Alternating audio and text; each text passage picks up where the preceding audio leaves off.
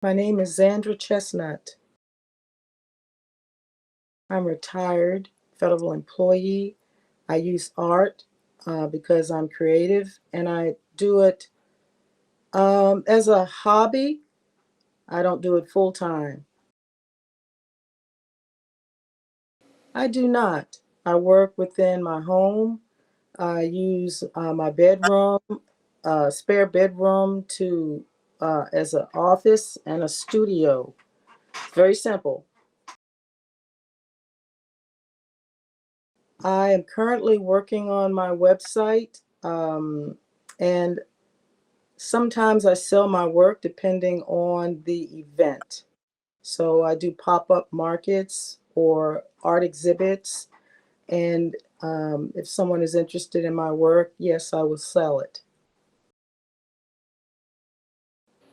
I do have a Facebook page, but I do not use it for that purpose.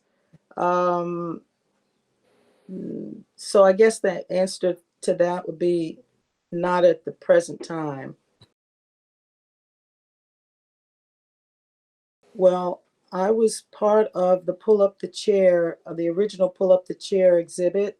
I've known Sandra Davis for many years. So when she presented the idea to me about a year before the project really was finished, I was excited about it and I started spreading the word and talking to other people who might also be interested in participating in this exhibit.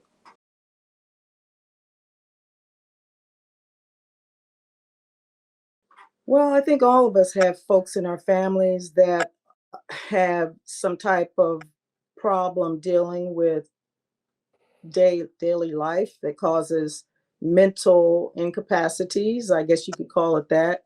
Um, for myself, I use my photography and anything that I do creatively uh, to help me relax or to just take me out of the regular uh, day-to-day stress. So, the chair for me was a way of me expressing myself, and it was also a way of me making a point that otherwise probably would not even be on anyone's radar. So, in this particular case, it could be whether it was mentally related or not. I think art for me does that. It kind of relieves my stress and also allows me to express myself. So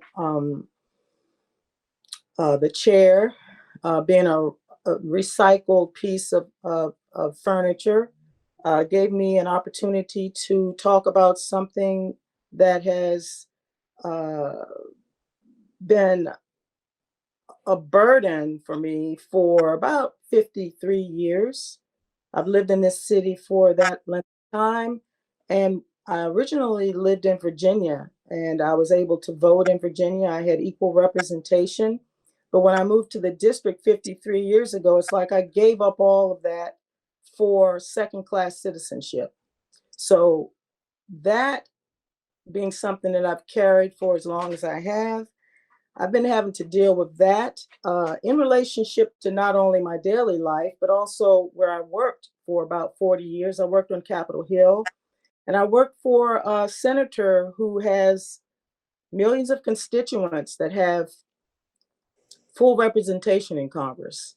And I've been on the Hill for three senators, and their constituencies all had the same uh, privileges. They had equal representation in Congress, and they had no clue that there were 500 to 600,000 disenfranchised residents in the District of Columbia. And sometimes when I would get into discussions with constituents from other states about our plight here in the District of Columbia, I would get responses like, well, why don't you move? The District of Columbia is not a state. It never will be a state and it shouldn't be a state. So, how does that leave me and the other at this point, about 700,000 disenfranchised Americans. Where does that leave us? So I use this chair as an opportunity to continue the conversation, to allow folks to understand what it must be like to be a 74-year-old woman who has no rights in this country, as far as other voters, other states with citizens that pay taxes like I do, with citizens who have a state and a federal relationship. And it gets kind of overwhelming. So this chair was a way of me to release some of that, and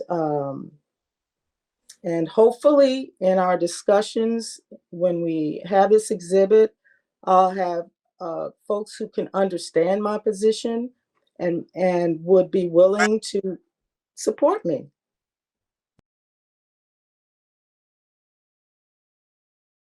Well, fortunately, like I said, I'm a retired federal employee, so I have a health program that covers mental health problems.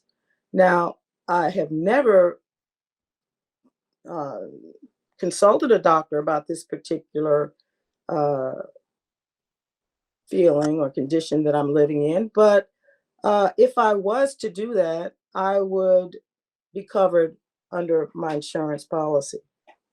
And I'm also retired to the point where I don't have money problems. Mhm. I just have statehood problems. I know that might sound strange, but after working 40 years, I mean, I'm a federal employee with retirement benefits. So I'm taking advantage of them. And, I kind of break the mold when it comes to people feeling that senior citizens here in this city are don't have enough funds or living below the average medium income. That's not always true. So I I guess I would be able to handle any type of health related problems that would come from my mental stress through my own health insurance, which of course, we pay for. We pay for that. So it's not free.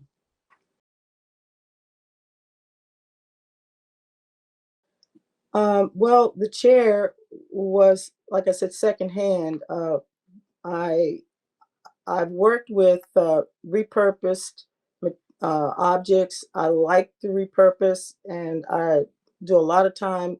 A lot of my time is spent at thrift stores and secondhand places. So uh, my daughter, who lives in Silver Spring, called me one day. She had heard me talking about looking for chairs for this project and told me she had discovered a rocking chair on a loading dock of the building she worked in and whether I wanted it. And I said, of course. So she bought it to me. It was in pretty bad shape. It was a white rocker, wooden, and I decided to use the rails on the rocker to represent the DC flag, which is 3 stars over 2 bars. So because the chair had enough bars to cover all of the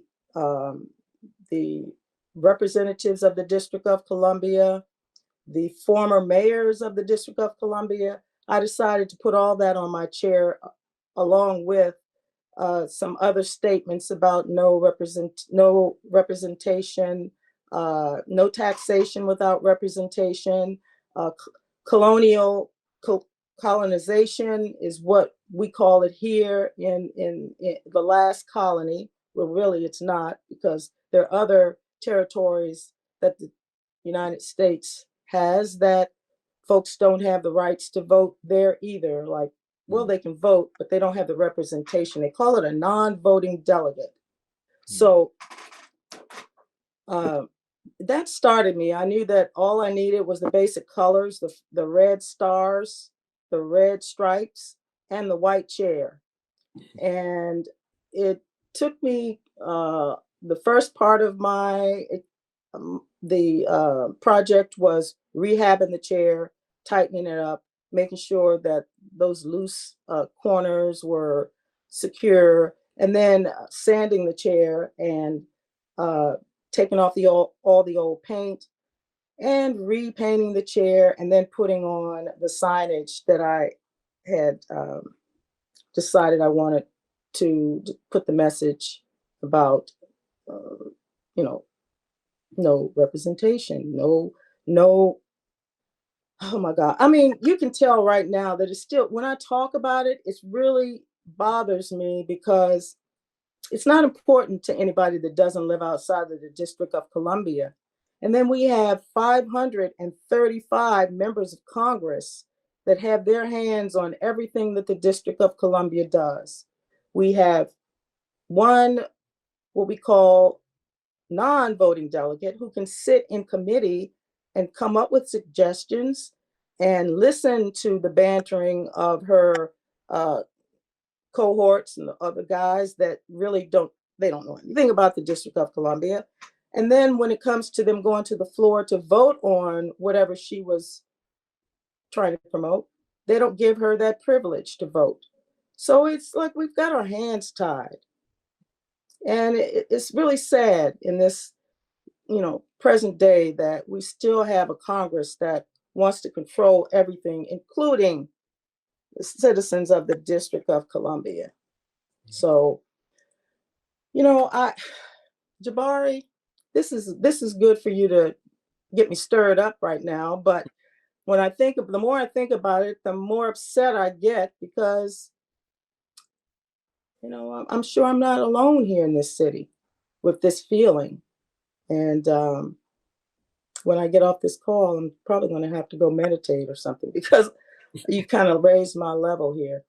But besides that, the chair turned out to really be strong and it's usable. One thing that Sandra said was that it should be usable so we could sit in it and we can rock. And then we can talk to people as we're rocking. And I guess that's about it with how I put the chair together. Yeah, I'm really excited that Sandra was able to get someone to have the 2.0, pull up the chair 2.0, and the 18 artists or 18 chairs that are part of the exhibit. I'm excited, and I some of these chairs will be the first time I've seen them. They were all from the first exhibit. They were all conversation pieces, and we had a very lively artist discussion. So I'm looking forward to the artist discussion with this next exhibit, the pull up the chair 2.0.